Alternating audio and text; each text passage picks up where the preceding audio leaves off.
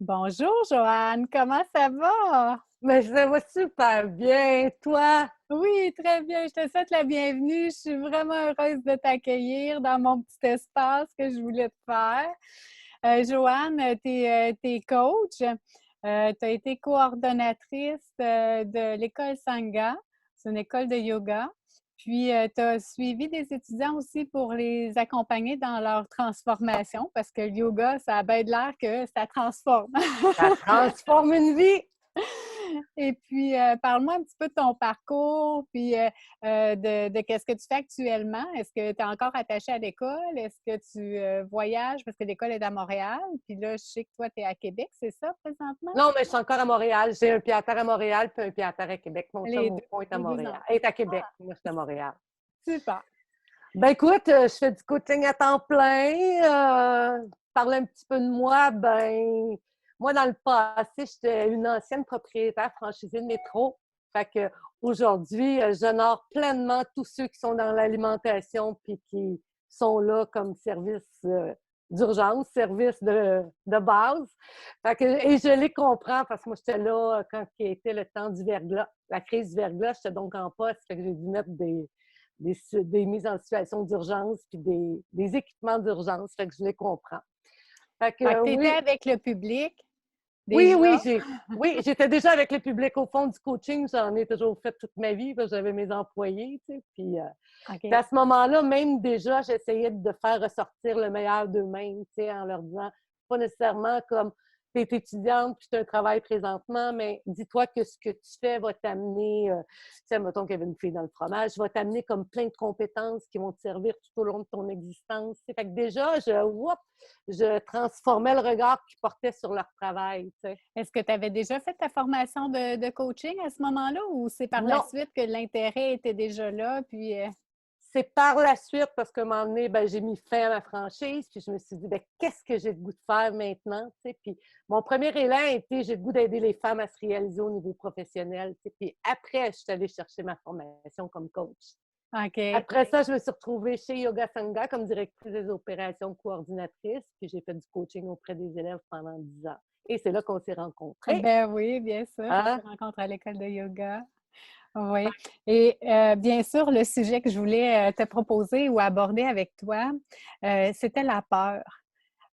Celle qui nous coupe l'élan, à aller de l'avant. Des fois, on voit un projet où on a quelque chose qui fait en sorte que, oups, les deux jambes nous coupent. On a le sentiment que le cœur nous serre, la gorge aussi, puis qu'on est comme pris. Puis bien sûr, tout ça, c'est un peu le mental qui a des idées en arrière qui activent ces réactions-là physiques de la peur. Euh, Toi, dans ta vie, ça a été quoi un souvenir que tu as vécu ça, une peur qui t'a paralysée? Puis, conte-moi. Ben écoute, je te dirais que quand j'ai mis fin à ma franchise, c'est comme si j'ai eu l'élan de le faire. Puis il y avait comme une petite fissure comme ça, puis je me disais, si je ne sors pas maintenant, je ne pourrais plus sortir. T'sais.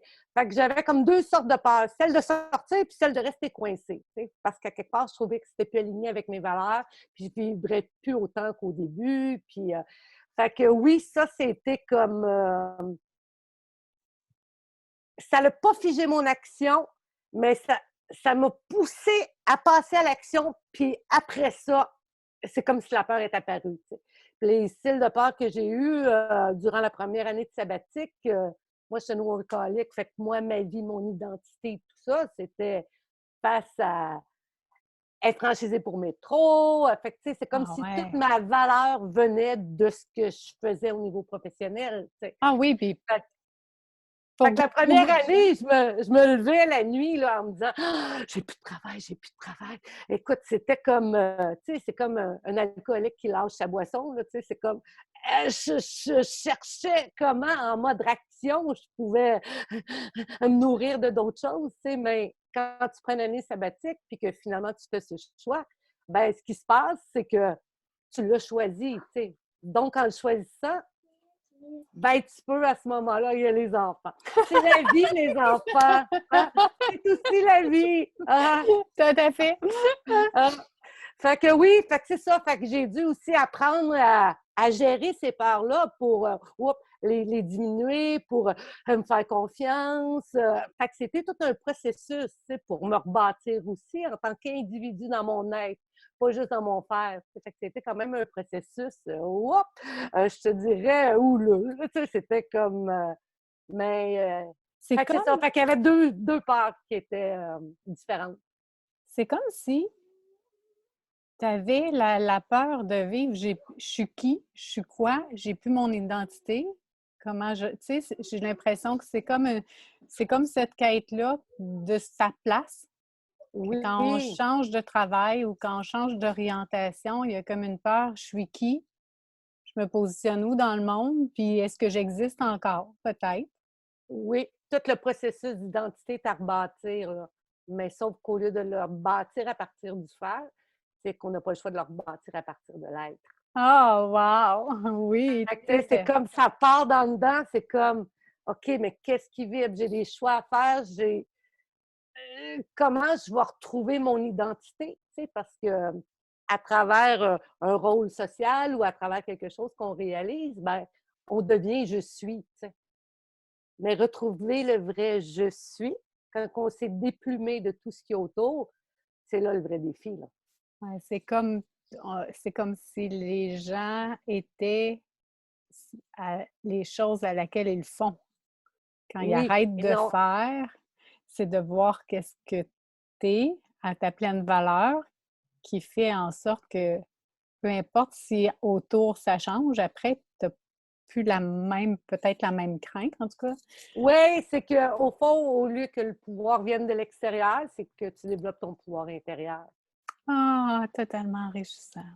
Et chez tes gens que tu vois en coaching, qu'est-ce que tu remarques qui est le déclencheur de la peur qui peut être la plus commune ou qui... Celle qui paralyse le plus, ben, je crois que c'est la grosseur de la peur. C'est quand on est seul avec soi-même, on a l'impression que la peur envahit tout, on n'a plus de pensée. Fait que souvent, je vais voir mes clients qui vont arriver comme ils n'ont plus d'espace tellement que la peur à l'intérieur, elle prend de la place. OK. Fait que souvent, ce que je vais faire, c'est que je vais les amener à réduire la peur, à décortiquer la peur, à aller voir finalement quelle est la vraie peur. Tu sais. Puis des fois, ils rentrent avec aucune peur, mais ils ne sont pas dans l'action non plus. Fait que ça va être des amener à se dire, ben écoute, qu'est-ce qu'il y a derrière? Tu sais, puis, non, mais j'ai pas peur, mais pourquoi tu n'agis pas finalement? Tu sais. Puis ben, des fois, c'est, ben ouais, finalement, j'ai une peur de confiance en moi. Finalement, ben, j'ai peur de ne pas réussir. Finalement, c'est, j'ai peur parce que finalement, je ne veux pas y aller parce que moi, ma barre est tellement haute qu'il faut toujours que ce soit parfait. Fait que je me rends compte que cette peur-là qui empêche d'avancer est souvent une raison, une excuse valable qui nous donne la permission de ne pas faire. Ah, totalement! Écoute, je lisais un article ce matin qui me faisait penser à quel est ton engagement dans ta vie. C'est sûr que si tu t'engages à 20 ben tu laisses une bonne chance de l'autre pourcentage à gérer, peut-être contre toi, parce que tu ne l'auras pas choisi de le gérer. C'est Ouais. comme une possibilité de garder une porte en arrière qui te nuit à Ben, avancer vraiment dans... ou bien si tu laisses un espace derrière au cas où que. Fait que ça devient comme une protection, mais qui est une fausse protection finalement. Tu sais. Moi, je dis souvent, c'est quand on met notre focus à quelque part, toute la puissance de là où on le met, tu sais, versus, admettons, une hausse dans laquelle on ferait des trous, puis qu'on enverrait ça partout, ben ça n'aura jamais la même portée. Tu sais. Fait que quand on parle d'un focus ou quand on parle de tenir son attention ou garder son projet, ou tu sais, c'est vraiment, c'est la puissance de la direction. Dans le fond, ce que je remarque dans ce que tu dis, c'est que ce qui a créé la peur chez les gens, souvent, c'est assez petit, puis qui peuvent être envahis totalement. Donc, c'est une question de quelque chose qui se passe dans le mental, là. C'est dans leur tête qu'il Oui, y a une partie, qu'il y a un racontage d'histoire. mais souvent, une peur, c'est comme relié à une croyance qui est du passé. Donc, une expérience qui a mal terminé, puis on en a tiré une conclusion de cette expérience-là en disant, ben, je suis pas bon, pas en tout là-dedans. Et tout au long de notre vie, ben, c'est toujours là. Fait qu'il faut aussi aller défaire cette croyance-là en disant, est-ce que c'est vrai que c'est vraiment pas bon ou est-ce que il y a juste dans cette étape-là où tu ne l'as pas été ou puis plus on la décortique, plus après ça, c'est comme si on enlevait, on faisait le ménage, tu sais, puis il reste comme juste la petite part, la petite croyance dans laquelle on peut changer la croyance pour dire, OK, ouais, mais non, c'est vrai que ça, dans cette direction-là, où je ne peux pas identifier ça à cette croyance-là ou à cette peur-là. C'est comme, c'est différent, tu sais. Est-ce que tu crois que sortir de sa zone de confort va automatiquement amener une certaine peur? Sortir de sa zone de confort, c'est jamais quelque chose qui est confortable. C'est pour ça qu'on l'appelle zone. Zone de confort, on est dans un confort, mais quand on ose sortir de notre zone de confort, c'est que le nouveau défi auquel on fait face peut finalement finir par être confortable. T'sais. Et c'est comme ça qu'on peut graduellement augmenter ou prendre des risques ou se faire confiance, puis aller plus loin, puis le pousser. T'sais. Mais Ouais, tant puis qu'on reste figé dans le moment, ça ne nous permet pas de... Parce qu'au fond, sortir de sa zone de confiance, ce qu'on veut faire, c'est aller chercher une nouvelle confiance dans quelque chose de nouveau. Puis, on a l'impression que quand on fait quelque chose, on doit tout le temps s'évaluer comme sur la même échelle. T'sais. Mais on ne peut pas évaluer une expérience de 10 ans avec quelque chose dans lequel c'est la première fois qu'on le fait. Fait que notre façon de nous évaluer n'est pas juste. T'sais. Fait que c'est comme se donner la permission par petits pas d'apprendre un pas à la fois pour grandir en confiance, pour que ça devienne de plus en plus facile. Et là, à ce moment-là, ben, notre nouvelle zone devient une zone confortable plutôt qu'une zone d'inconfort.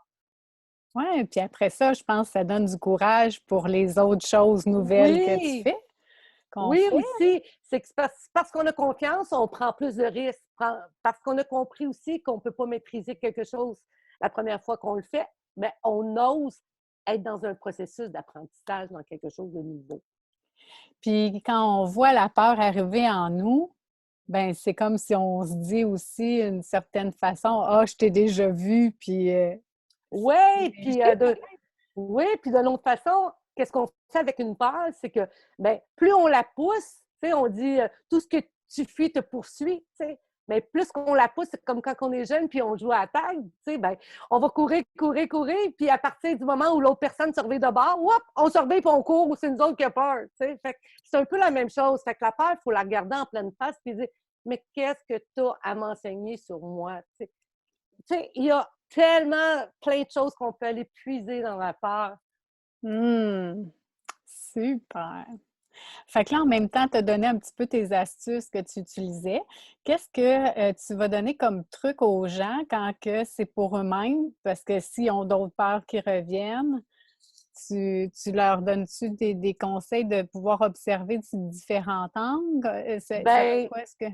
dans un premier temps, c'est d'observer cette peur-là, tu sais, puis de la décortiquer pour finalement aller chercher le noyau de la peur. Puis, ben, au lieu d'avoir un gros projet qui nous fait peur, mais c'est plus de le décortiquer en petits événements de succès qui vont bâtir finalement le grand projet. Et quand on avance à petits pas, on a moins peur que quand on a l'impression qu'on a la montagne à monter. Oui, ou l'éléphant à manger. Ou l'éléphant à manger. Tu sais, on le dit, un éléphant, ça se mange une tranche à la fois, tu sais, mais c'est la même chose, tu sais. Ou la montagne, effectivement, tu sais, un petit pas. Puis après un an, on peut se regarder regarder les pas qu'on a faits, puis on se rend compte qu'on est presque au sommet ou qu'on a avancé beaucoup. Oui, puis aussi, c'est de se comparer avec soi-même, tu sais. On se compare souvent avec des gens que ça fait des années qu'ils font quelque chose, puis on se dit, ben comment ça que, tu sais, je serai jamais bonne comme ça, ou ça crée aussi beaucoup de peur, tu sais. Mais il y a une seule personne avec qui on peut se comparer, puis c'est avec soi-même, tu sais. Est-ce que je suis meilleure qu'hier? Tu sais? Est-ce que j'ai avancé depuis l'année passée? Est-ce que ce que je n'étais pas capable de faire, maintenant, je le maîtrise mieux, tu sais. Puis c'est à force de faire qu'on fait de mieux en mieux. Ah, super! Mm. Puis une fois que les gens ont surpassé ce niveau-là, tu les as peut-être Ouais. accompagnés pour qu'on puisse voir d'autres choses, puis tu les aides à avancer dans l'action.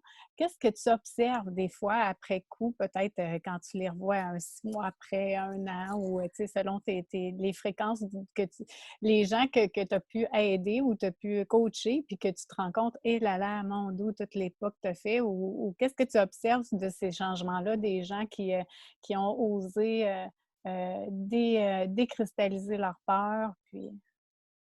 Mais souvent, c'est la personne même qui est consciente d'où.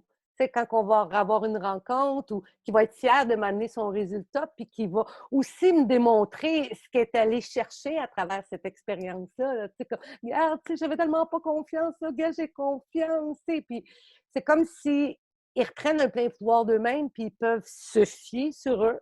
Ils ont les ressources en dedans, puis ils sont moins démunis face au changement. Parce qu'au fond, le changement, il sera toujours là à côté de nous, tu sais. Fait que vaut mieux apprendre à naviguer avec contre mer et marée. Tu sais, c'est ça qu'on Ah dit. ouais. Oui. Fait que, tu sais, des peurs, on va en avoir toute notre vie, tu sais. Fait que c'est une question d'attitude, comment je vois la peur. Qu'est-ce qu'elle fait en moi? Parce que l'inconscient ne voit pas si la peur est parce qu'on est maintenant en danger ou si c'est comme on anticipe un danger. Il ne voit pas. Là. Pour lui, tout s'enclenche à l'intérieur de la même façon que si on était dans la situation présentement. Tu sais. Puis je leur fais souvent trouver un petit mantra. Tu sais. Qu'est-ce qui fait que ça peut te réaligner? Ou, tu sais, moi, mon mantra, c'est fais confiance. Tu sais. Fait que quand ça dérape un peu, fais confiance. Tu sais. Ah Fais ouais, quelque confiance. chose de vraiment vite puis simple Vite, pour que... efficace, puis à force de le refaire, ben, tu sais, ça fait un ancrage positif. Puis à un moment donné, tu n'as même plus à le dire, tu fais juste ça de même, puis whoop, boum, on dirait que le mental comprend qu'on y revient. Ah ouais. Fait que, tu sais, on est avec soi, on meurt avec soi, puis entre les deux, il faut apprendre à gérer. Fait qu'on est le plus beau projet au monde. Puis moi, chaque être humain, ben écoute, c'est un chef-d'œuvre. Là, tu sais. On devient Ça- notre meilleure amie. Ah, ben si tu veux. Tu sais, mais moi, je dis, écoute, finalement, c'est comme, il faut apprendre à gérer parce qu'à l'intérieur, il y a une essence à l'intérieur qui va être là toute notre vie. Tu sais. Les événements extérieurs vont changer, notre perception du monde va changer, on va s'anoblir, s'affiner, mais il y a une essence qui est là. Tu sais. Fait apprendre à gérer son trop-plein. Que ce soit un trop-plein d'énergie ou que ce soit un trop-plein de peur ou.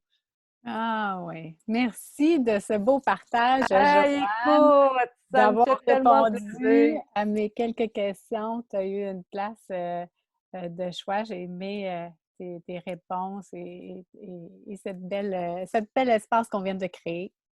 Hey, merci, ça fait un plaisir pour moi, Amélie. Joanne, est-ce que tu as un bureau, un emplacement que tu aimerais donner avec tes coordonnées s'il y a des gens Oui, il y a mon Facebook qui est Joanne Mercier Coaching qui peuvent me faire une demande d'amitié ou aller voir. OK. Puis voilà, fait que je fais des coachings depuis 10 ans. Fait que depuis le début de septembre, j'avais mis des coachings Skype. Fait que j'ai pu me pratiquer un petit peu avec les coachings Skype. Au départ, je me disais, oh non, moi qui aime tellement ça, voir mes gens, puis être à côté. Mais je me rends compte que même à distance, on connecte. Puis tu sais, c'est comme la qualité de présence, peu importe où on est, quand on se connecte à quelqu'un d'autre, ça fait des résultats. Ah, parfait. Fait que dans ces moments où on peut vivre de la peur, on la transforme, on donne des beaux résultats à notre vie, puis on Oui, va de puis on l'avant. choisit, on choisit entre l'amour et la peur. Tu vois, j'ai tout le temps choisi entre l'amour et la peur. Moi, je choisis l'amour. Et quand ça dérape dans la peur, fais confiance. Et on revient dans l'amour.